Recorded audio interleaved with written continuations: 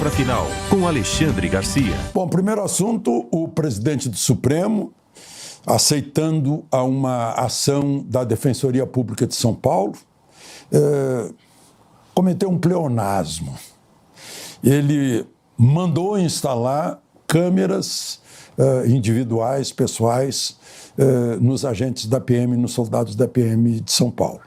Soldados, sargentos, cabos, pessoal que está fazendo patrulha na rua, coisa que o governador de São Paulo já havia decidido. Parece assim uma atuação que não respeita a federação. O governador já havia anunciado, já havia feito até um corajoso meia-culpa, dizendo que havia se enganado, que achava que a Câmara não seria necessária, né? E anunciou publicamente, teve grande repercussão, anunciou publicamente que a partir de agora a PM vai usar a Câmara. Aí o ministro Barroso mandou usar, né? Parece coisa do Pequeno Príncipe, né?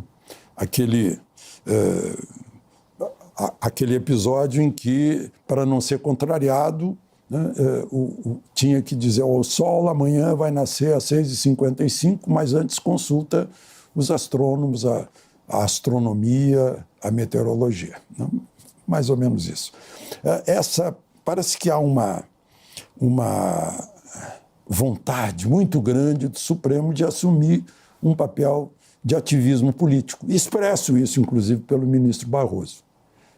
Ficaria muito mais direto, mais constitucional, se o pessoal do Supremo se submetesse a uma eleição, recebesse o mandato popular para agir politicamente, fazer leis, etc. Por enquanto, o Supremo, ainda na atual Constituição de 1988, é um órgão técnico, né, do Poder Judiciário. Intérprete das leis, o último recurso de algumas ações constitucionais, porque outras ações comuns, o último recurso é o Superior Tribunal de Justiça. Claro que advogados que gostam de protelar decisões, né, que têm interesse em protelar decisões, sempre acham algo constitucional para levar os assuntos para o Supremo.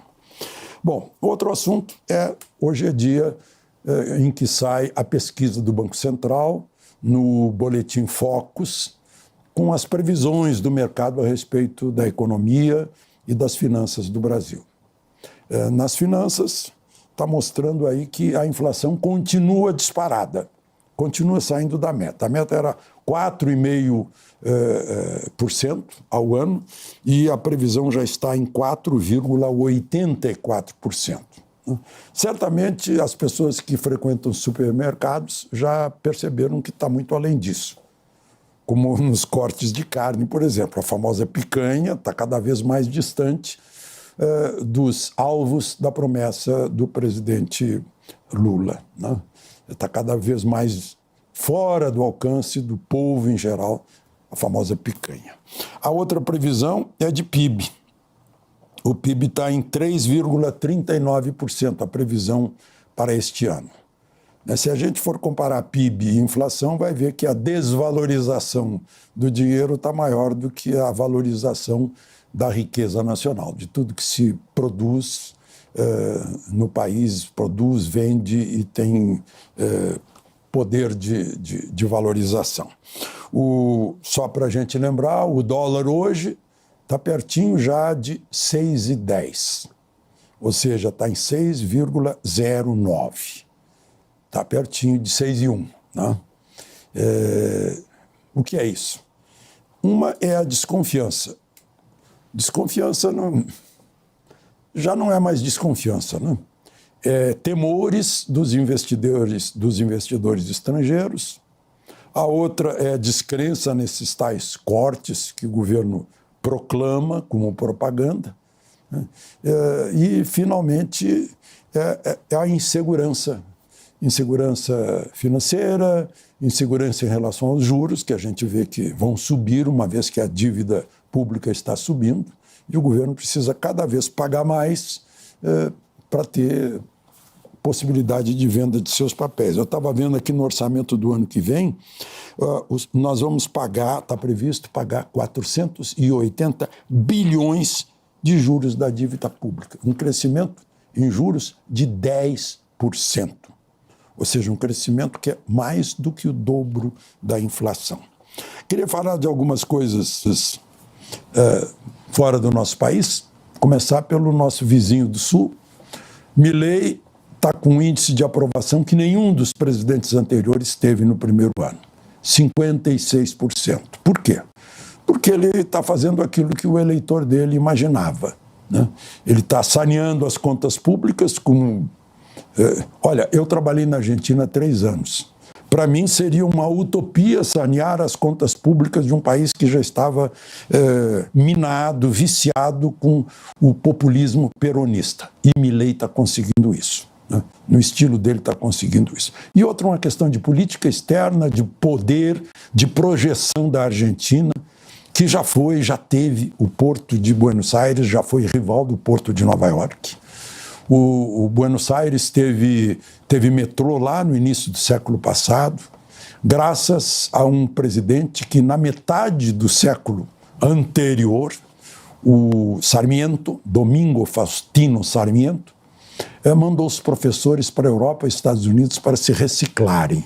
Aí a Argentina deu um salto de um poder pastoril, de uma cultura pastoril, para ser uma cultura mais ligada ao mundo ocidental, e deu esse salto, né? Salto que a gente parece que hoje está começando a dar, mas já faz tempo que os argentinos fizeram isso e investiram no ensino. Eu já disse para vocês, já contei para vocês da imagem que eu tive na Praça de Maio, em que eu vi um mendigo sentado num banco e mexendo no lixo para tirar o jornal do dia que ele não havia lido e tinha o hábito de acompanhar as notícias do país, né? Não tinha condições para comprar o jornal, mas ia procurar o jornal já lido por outro. Essa é a cultura que faz a grandeza de um país, a necessidade de preparar os cérebros. E aí, na política regional, o Milei já percebeu que ele pode ser o principal interlocutor das Américas da nova administração americana, que começa dentro de 40 e poucos dias, no dia 20 de janeiro. Ele já está se preparando para ser o líder da parte sul das Américas, né? O presidente Lula está mais chegado ao Irã, né? À China, mas o Irã agora é um país enfraquecido. Um país cujo aliado foi derrubado por um simples movimento que durou 14 dias, derrubou o ditador da Síria, o Bashar al-Assad, né? E está subindo uma nova liderança que é pouco conhecida, mas já anunciou que é amigo de todos, menos do Hezbollah do Líbano e do Irã, que é o mentor do Hezbollah. Meu amigo libanês aqui de São Paulo me disse hoje que os libaneses estão festejando isso, que isso também vai significar paz para o Líbano, em que todo mundo mete a mão. Já foi a Suíça do Oriente Médio, todo mundo mete a mão. A simples derrubada de um ditador. Imaginem a nossa América Latina se sumirem as ditaduras de Cuba, Nicarágua, Venezuela, né? Aquelas ditaduras mais sofisticadas, mais ocultas, que tiram liberdade de opinião, devido processo legal, direito de defesa, devem estar preocupadas também, né? Porque a liberdade é um direito natural. Não é algo que está previsto apenas numa Constituição. É um direito natural, direito divino, chamem lá como quiser. Liberdade de expressão, liberdade de agir, liberdade de trabalhar. Quando o Estado é excessivo e afeta o trabalho das pessoas, né, prejudica o trabalho das pessoas, com muita tributação ou muita burocracia, está atrapalhando o bem-estar dessas pessoas, porque isso as impede de crescerem. Bom, por enquanto é isso. De São Paulo, Alexandre Garcia.